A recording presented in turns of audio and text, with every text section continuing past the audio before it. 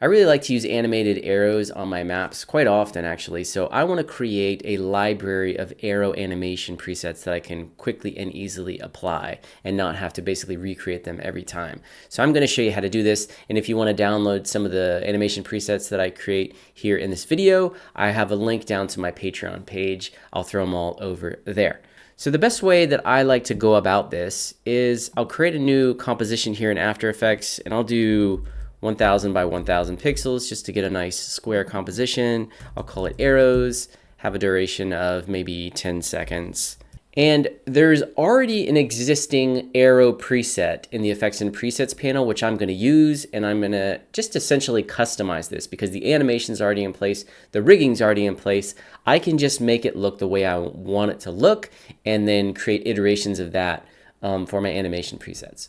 So to do this, you go to the window menu, go to Effects and Presets, and you can just search for the keyword arrow, or you can look in Animation Presets, go to Presets, and then under Shapes, you will find Elements, and then at the very bottom, you have Right on Arrow.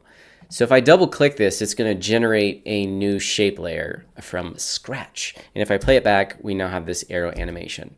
So this is actually, I really don't like the way that this looks. I want to create my own specific look, but the rig is really nice. So the way that this is set up is if I select the layer and I click the G key or I grab the pen tool, I can actually grab the vertices here and you'll see I can move it around and it has this Bezier handle here. So I can quickly reposition this and really move it wherever I want with this G key.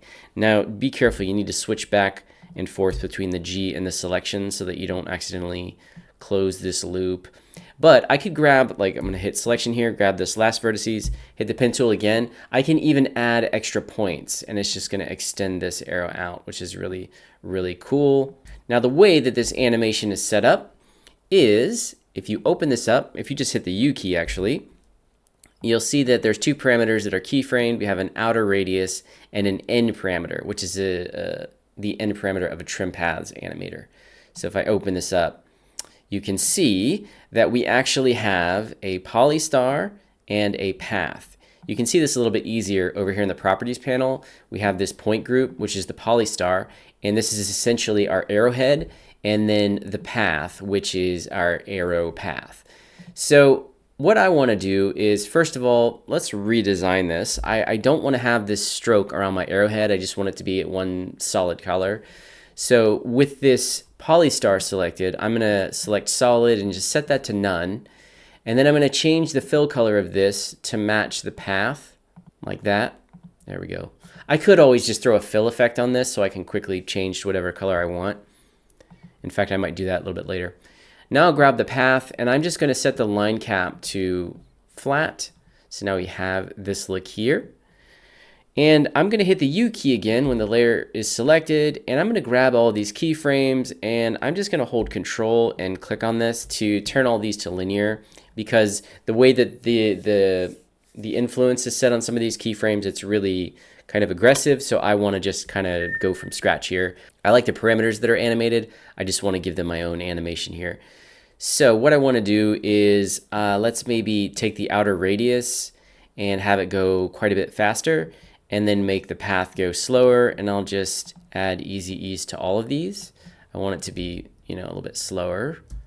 Make it, more than 2 seconds. There we go. And I also want to change the size of this because it's very, uniform throughout. So I want to have an arrow that is really fat when it starts, and then it kind of becomes narrow. It tapers off. So if you go over here, you're going to close all these parameters. You can go to the path group. And if you open up this stroke group of parameters, you have another subgroup called taper. So if you open this up, what you can do is you can bump up the end length. And what that will do is that will make it really, really tapered off at the end. You see that tapers off to nothing. And I don't want it to be that thin, so I'm going to bump up the end width. I'll bring that up to like 22. And now I have something like this. And what I want to do now is make it really dramatic. So I need to go and grab this stroke down here. And now I'm going to crank this up. And I'm actually going to delete these last vertices with the pen tool. I just want this to be a shorter arrow. Now we have a little bit of a different look. I'm liking it. I want to be much slower. And maybe I'll add one more animation here. I want the stroke width to animate on as well. So I can come back down here to our path, and we're going to go to the stroke of this, and we're going to animate stroke width. And we will go from 0 to 88 and see how this looks. So it's going to animate on a little bit more. And that'll be perfectly fine. Okay, so very quickly I've created my own custom arrow. So now let's say I want to save this out as an animation preset. It's actually really easy. Just open up your shape layer, select the contents, this group of parameters, and then go to the animation drop-down menu, and then right at the top you have save animation preset. So I'm gonna go ahead and call this arrow, and I'm gonna give it a name for the direction that it's going. So I'll call this right, and then a number 01.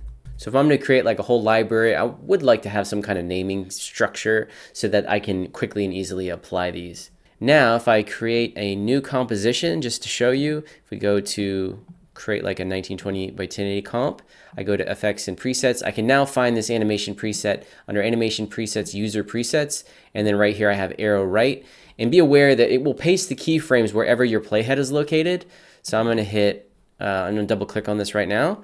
And now we can see, boom, we've got our animated arrow. If I hit the U key, you can see I've got all of my keyframes right here. Again, what I love about this technique is just how customizable it is. I can very quickly and very easily create a wide variety of different looks. For example, let's say I want to have a color picker that I can quickly change the color of these. So I can go over here and grab the fill effect and drop that here. And now I can just very quickly have the control over what I want this color to be. And then I can add a layer style. Let's say we want to add a drop shadow. I can go to layer, select layer styles, and then add a drop shadow right here. Now if I toggle on transparency, you can see I now have this look. I can change the color via my fill right here. And now if I want to create an animation preset from this, what I can do is grab these different parameters here. So I'm going to grab contents, effects, and layer styles. So basically whatever parameter groups you select will be saved into the animation preset. So now I will go to animation and save animation preset. And now I will call this arrow right with controls. Let's say with color. And now if we come back here, I can toggle on transparency, and let's go ahead and search arrow, and now we have arrow right with color. And now when this draws out, again, it drew out right where my playhead is here, the keyframes. So now we have this one, and now you can see our fill effect is right here. I can very quickly change the color of this now if you want a red arrow, and I have my drop shadow applied. So when you're creating animation presets, you can save the effects as well as the layer styles, as well as the transformation properties if you want, but I didn't happen to do that. Now, if you want to create like a really dynamic, cool multi-arrow branching look, you can simply duplicate one of your arrows and then hit the G key and then just move the last arrow like this and then change the, the little Bezier handle ever so slightly, and then maybe even change the timing. And then you're going to have these two cool arrowheads moving. Or you can even very quickly create a 3D arrow. So I have this arrow here. I'm going to toggle on 3D, and I'm going to set the 3D renderer to advanced 3D. And now I'm going to hit the C key to move my default camera so I can see kind of in an angle here. And now with this arrow selected, I'm going to go down to material options or geometry options. Let's go to geometry options. And now if I start to extrude it and mess with the bevel, you can see we've got this super sweet 3D arrow here, and it's moving around. It's looking great. And I can still hit the G key, grab this, and move this around, and it's going to stay all beautiful and extruded out. Okay, now I want to quickly show you how to use these in a Geolayers project. So once you've got your Geolayers project open and set up, first make sure that your map comp is flat. You want to be looking down on a flat map. It's just easier to do it this way. You don't have to do it. And now I will go to the effects and presets panel, and I'm just going to search for the keyword here to find my animation preset. And I'm going to grab arrow right with color. And I'm going to make sure that I don't have any layers selected, and I'll double click this so that it generates a brand new shape layer and it's not drawing this on another layer. And actually, I had my playhead over here, so it's pasting the keyframes over here. I want to delete this, and I'm going to move my playhead back to the beginning. Now I'll double click again. There we go. Now we've got our keyframes at the head of this comp. And now I'll hit the G key, and I will quickly reposition this arrow so that it is kind of like maneuvering from over here. And I'll change this to a red color. And now I want to make sure it's attached to the map. So I'm going to parent pick whip this to the map comp anchor, and then I need to set it to 3D so that the layer will actually move when I change the pitch and the bearing. Now it's important that you make sure that the 3D renderer is set to classic 3D. It should be, but just to keep the color controls and the drop shadow, it will need to be. Now we've got this arrow, and it's going to move along with my map comp. Even if I animate the zoom or the scale, that arrow is going to be stuck to this map, which is super duper cool. And again, I can change the shadow. I can create like a wild multi-branching one if I want. So let's go turn off the drop shadow here, and I'm just going to duplicate this one, and now I'll hit the G key, and I'm going to just move this over here so that we have this one kind of branching out a little bit, and then maybe duplicate this one again, and then have this one going down here. And I would probably want to like retime these arrows and have them not all start at the same time. Like I don't want to animate on from here. I might want to start somewhere like right in here.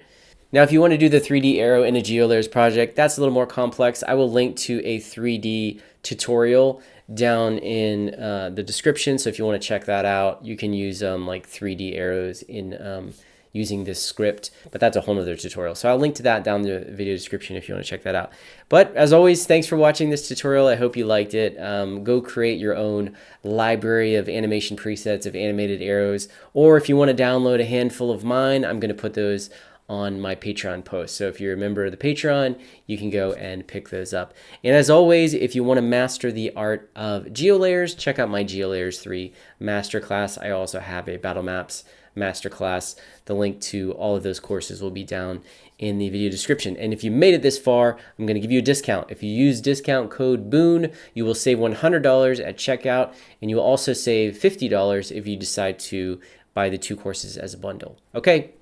Thank you so much, and I will see you on the next episode of Monday Maps.